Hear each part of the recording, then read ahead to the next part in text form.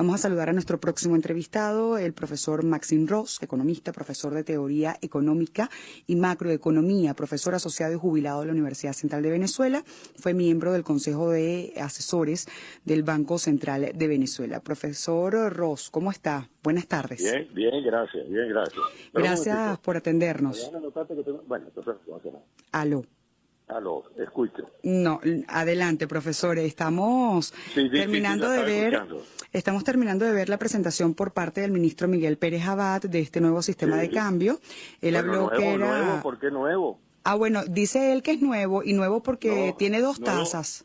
No, no es nuevo, si ya lo habían anunciado. Ok, pero tampoco es nuevo de dónde parte este llamado cambio flotante. Porque ya no dijo cuál anunciado. era la cifra, 200 bolívares, y dijo Sí, montándose en el ascensor que eran 206. Bueno, fíjate lo siguiente. Primero, tú me estás oyendo ya, ¿no? Sí, estamos al aire. Primero que nada, nada de nuevo. Nada nuevo. Absolutamente nada nuevo. Es el mismo anuncio que se hizo hace 3 o 4 meses, y creo que lo hizo el presidente, no sé quién ya lo hizo. Sí. Habían dicho que íbamos a tener un régimen preferente de 10 bolívares y un régimen flotante que era el CIMADI. Ahora lo que hicieron fue lo mismo exactamente, pero con nombre cambiado, DICON y DIPRO. Exactamente lo mismo. Lo único que se definió, sería lo único nuevo, es que se aceptó que para el tipo de cambio preferente de 10 bolívares, que parece que se va a ir ajustando, van a estar los pensionados y los estudiantes que por supuesto comprueben sus credenciales y todo su conjunto de cosas. Los viajeros, que había una duda, parece que pasan, creo que fue el anuncio que dijo, pasan al CIMADI. Quiere decir que el que va a viajar, antes le costaba 12 bolívares el dólar, ahora le va a costar 200 y pico de bolívares. Sí, 206 bolívares, dijo el ministro. Pero 206 es el valor que tiene, porque hay una cosa que quiero anotar. A partir del anuncio que se había hecho de que el CIMADI iba a flotar, ya había comenzado a flotar. El punto de partida fue hace mes y medio aproximadamente 199 bolívares el dólar o 200 bolívares el dólar, y de allí comenzó a subir, digamos que la palabra es sigilosamente. Empezó a subir de 201, 202 y ya está en 206. Quiere decir que efectivamente van a dejar flotar el antiguo CIMADI, que ahora se llama DICON o DIPRO, como nombres que todos los días inventan un nombre nuevo. Sí, porque es divisas complementarias, se entiende por DICON, y el DIPRO es divisas protegidas. Entonces, ahora, claro, de alguna manera después de este anuncio se supone que van a empezar a darse los trámites, esto en conjunto con todos los bancos que terminan siendo los que tramitan las solicitudes, porque estaba eso como paralizado, estaba la incertidumbre si se iba a regir bajo qué providencia, pero hay un tema más allá de los viajeros, del turismo, evidentemente tan importante como los jubilados y el tema de los estudiantes, que tiene que ver con el sector productivo del país.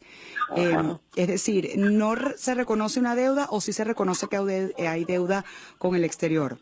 ¿Se le va a dar divisas? ¿En qué cantidad? ¿En qué medida? O también, ¿cómo va a fluctuar esa tasa de 206? Esa tasa de 206 va a fluctuar supuestamente libre, pero recuerda que el año pasado y el año antepasado y el año antepasado siempre nos dijeron que esas tasas SIDME, ICAT 2, CIMADI iban a flotar y nunca flotaron. Y la razón es muy sencilla y te la explico. Para que flote la moneda tiene que haber una cantidad de ofertas lo suficientemente grande, en este momento te diría no menos de 30, 40 mil millones de dólares, disponibles para atender la demanda que iría a ese mercado. Porque si esa cifra no está y no se puede resistir, digámoslo así, o satisfacer la demanda que vaya al mercado, que tiene que ver con tu pregunta de qué deuda se va a aceptar y no se va a aceptar, entonces el tipo de cambio se va a disparar automáticamente. La pregunta que haría yo y que doy la respuesta de sentido común, ¿quién no iría a comprar dólares si ese mercado es verdaderamente libre? ¿Quién no iría a comprar dólares a 200, 206, 200, lo que sea, cuando sabemos que el otro mercado, el que no se puede nombrar, el famoso paralelo que no se puede nombrar, está prohibido, bueno, está en un valor superior, muchísimo superior? Entonces, ¿qué va a pasar? Las empresas que están endeudadas con el exterior en su deuda comercial, que nunca les satisfació ni Cadivi ni Coes nadie esa deuda, monto que puede estar estimado en 15 mil millones de dólares. Los dividendos que nunca se reconocieron. Bueno, y las compras comunes de la gente que quiere viajar apurado y que no puede sacar la tarjeta del Bicentenario de Venezuela, todo eso va a ir a ese mercado. Y yo te puedo decir que el gobierno no tiene dinero suficiente ni tiene capacidad para recaudarlo para que esa subasta de la hora DICOM o como se llame vaya a estar en un precio razonable, porque no hay capacidad, y lo hemos hablado muchísimas veces en tu programa, la brecha entre la oferta y la demanda generada por la ausencia de ahorro que este país tuvo en los últimos años, la brecha es tan grande que ese tipo de cambio pegaría un salto, bueno, ¿cómo te digo?, exponencial. Ahora nos preguntamos, no hay oferta. Ajá. Profesor, ¿por qué o en qué se basa Miguel Pérez Abad para decir que no hay un problema de solvencia, sino de flujo de caja? Bueno, es una manera de, otra vez, de este sistema. O sea, tengo el dinero, pero no lo tengo en este momento. Estoy esperando que me paguen algo que me deben para yo poder tener ese dinero para pagarte a ti. ¿Cómo se interpreta? No, lo interpreto de la siguiente manera, muy sencillo. Flujo de caja, claro que hay un problema de flujo de caja. Te voy a decir, en ese sentido, está diciendo la verdad. ¿Cuál es el flujo de caja? PDVSA no va a recibir sino 20 y tantos mil millones de dólares. Los requisitos para atender la demanda de bienes esenciales, alimentos, medicinas, materias primas básicas, no menos de 10 mil millones de dólares. La deuda se lleva a 14 mil millones de dólares, entonces no hay flujo de caja suficiente para cancelar los compromisos que el país tiene. Ahora, ¿Venezuela es un país solvente?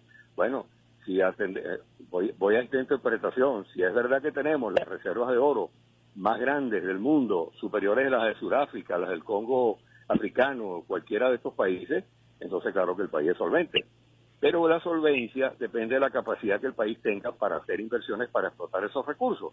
Por ejemplo, la faja del Orinoco, ahí tenemos barriles, millones de barriles de reserva. Claro, el país es solvente en ese sentido. Sí, pero para usted sacar un barril de crudo, tiene que venir una empresa china, tiene que venir una empresa de Malasia, tiene que venir una empresa, una empresa rusa, ¿aló? Aló, profesor, sí, lo estamos escuchando. Ah, ok. Bueno, no, es que oí un ruido extraño ahí. Sí. Entonces lo que estoy diciendo es para que haya solvencia, de verdad, usted no puede decir que porque tiene tantos barriles de petróleo, tiene tantas reservas de oro o de diamantes, porque eso hay que explotarlo. Claro. Y ahí volvemos al tema principal, que es quién viene a Venezuela a asumir el riesgo. Por ejemplo, el caso de la famosa empresa de Gold Reserve que le dieron las Cristinas hace tiempo, se las expropiaron, se las volvieron a dar. Bueno, ¿con qué confianza va a venir una gran compañía internacional a explotar determinados recursos cuando han sido expropiados reiteradamente? ¿Cuál es la garantía de que este gobierno va a asumir responsabilidades de verdad, va a cumplir con sus contratos si no ha cumplido con ninguno? Bueno, dijo Miguel Pérez Abad que la República honrará sus compromisos. No entendemos si cuando dice sus compromisos se refiere a los compromisos solo suscritos por el gobierno de Nicolás Maduro o de cualquier venezolano, empresa privada también, haciendo referencia a ello, pero dice que es en la medida de las posibilidades. Claro. ¿Cuáles son las posibilidades? Otra vez vemos el tema del flujo de caja. ¿Qué le quiero decir? Le quiero decir que el tema principal allí es, hay que pagar una deuda. Perdón un momentico. Sí. Estamos conversando con el profesor Maxim Ross, economista. Claro. Sí, nos decía, profesor. El gobierno, la promesa es cumplir con los compromisos, pero el problema es que si uno saca las cuentas, volviendo a lo que te decía antes del flujo de caja, si uno saca las cuentas de lo que le entra al gobierno, lo que le entra a la PDVSA, lo que son las obligaciones que tiene el gobierno, claro, yo creo que el gobierno va a tener obligatoriamente que cancelar los bonos de deuda externa que se le vencen a PDVSA a finales de año. Creo que en ese sentido no va a haber un default. ¿Por qué? Porque la complicación para el gobierno de hacer un default de papeles de PDVSA es tan grande como se las explicó el ministro presidente de PDVSA en un gabinete económico. Nos correríamos el riesgo, no de que nos embarguen antiguos, no es que nos van a embargar o declarar, embargar los activos que tenemos en Citgo o las refinerías que tenemos en Estados Unidos, es que van a embargar la factura petrolera.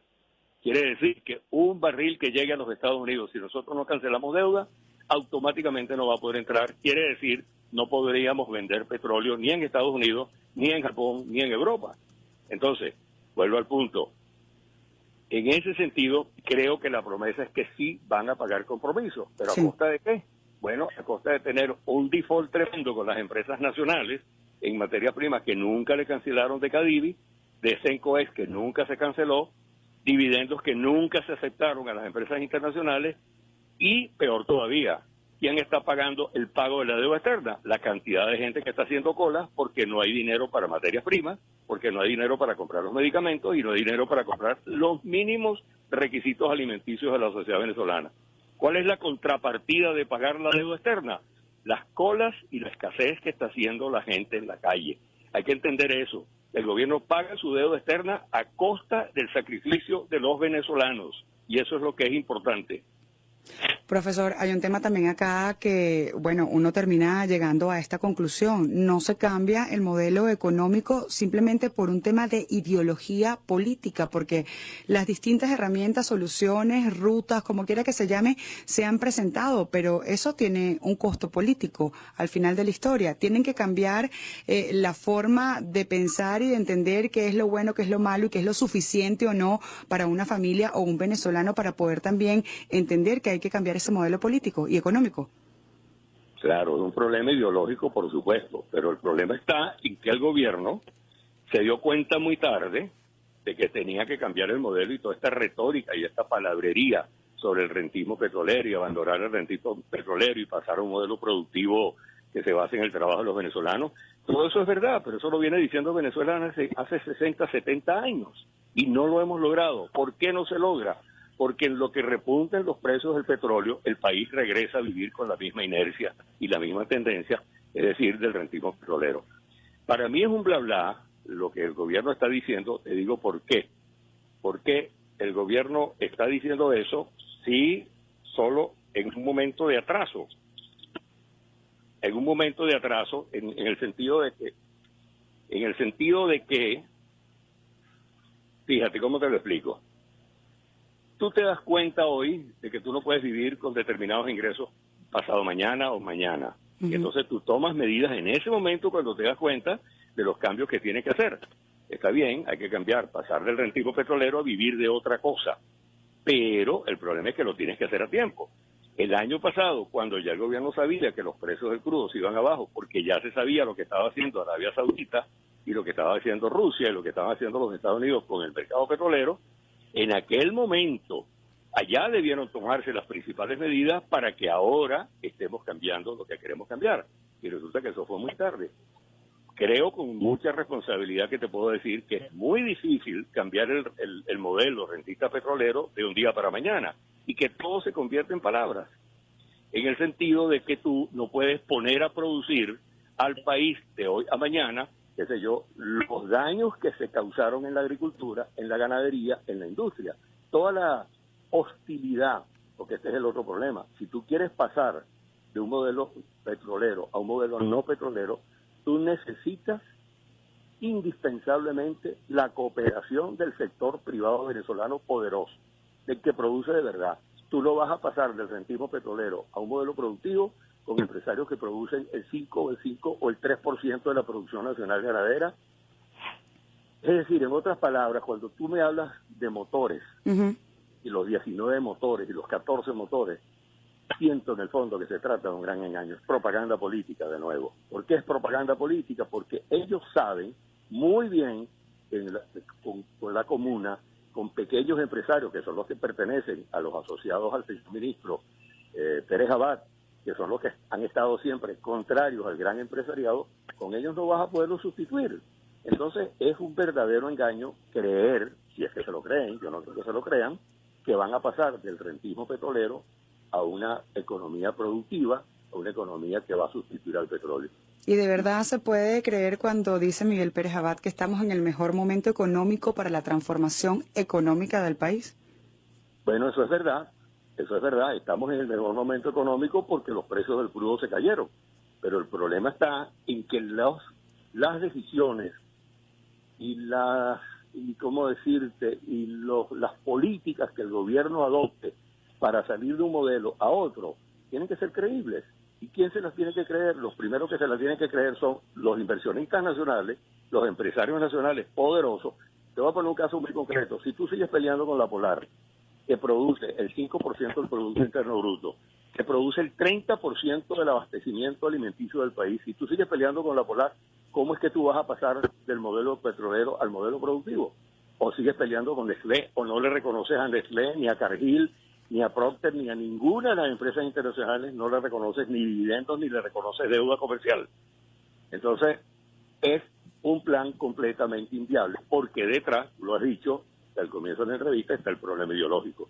Si usted sigue creyendo que hay una guerra económica, que el imperialismo norteamericano está asediando a Venezuela, cuando ya en Venezuela, me dan ganas de reír, ya prácticamente han desaparecido las grandes compañías que podrían tener alguna influencia en Venezuela. Las compañías automotrices, las compañías petroleras hace años se fueron de Venezuela. El cuento de la soberanía, el cuento del imperialismo no resuelve el problema. No queda otro camino que un gran acuerdo nacional de cooperación con el sector privado que genere toda la confianza del mundo para que entonces sí podamos pasar. Y eso yo lamentablemente tengo que decirte, Vanessa, con pesar, que no creo capaz a este gobierno de dar ese salto, que se va a quedar en puras palabras. Profesor, ya para concluir, los empresarios que escucharon hoy esta rueda de prensa deben tener algo importante en consideración, tomar una nueva acción. ¿Cuál debe ser el camino, bueno, para seguir apostando justamente a la producción dentro de nuestro país? Mira, no creo que ¿O puedan quedan hacer igual mucho. congelados? Quedan igual congelados. Tú me tomaste la palabra. No hay empresario que pueda tener confianza en las decisiones que el gobierno ha tomado por una razón muy sencilla, porque las ha tomado reiteradamente y no han dado ningún resultado. Y menos ahora, mucho menos ahora que el precio del crudo se ha caído al precio que se ha caído. Es decir, creer que el gobierno bolivariano de verdad que tiene 17 años manejando a Venezuela, que nos hundió en el rentismo petrolero, porque si alguien es culpable de que Venezuela dependa exclusivamente de los precios del petróleo, es el gobierno bolivariano. Creer que ese gobierno va a pasar del modelo petrolero al modelo productivo y confiar en eso sin que existan garantías de un cambio principalmente ideológico, cuando hay una lucha contra el capitalismo venezolano, una lucha contra el imperialismo norteamericano, ¿quién les puede creer? Profesor.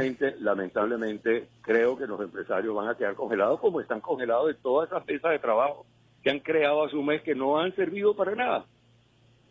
Bueno, vamos también a pulsar la opinión de todos esos sectores. A usted Claro, muchísimas gracias claro. por atendernos, como siempre. Siempre a la orden. Buenas tardes. Mucho gusto. Maxim Ross, economista, profesor de teoría económica y macroeconomía.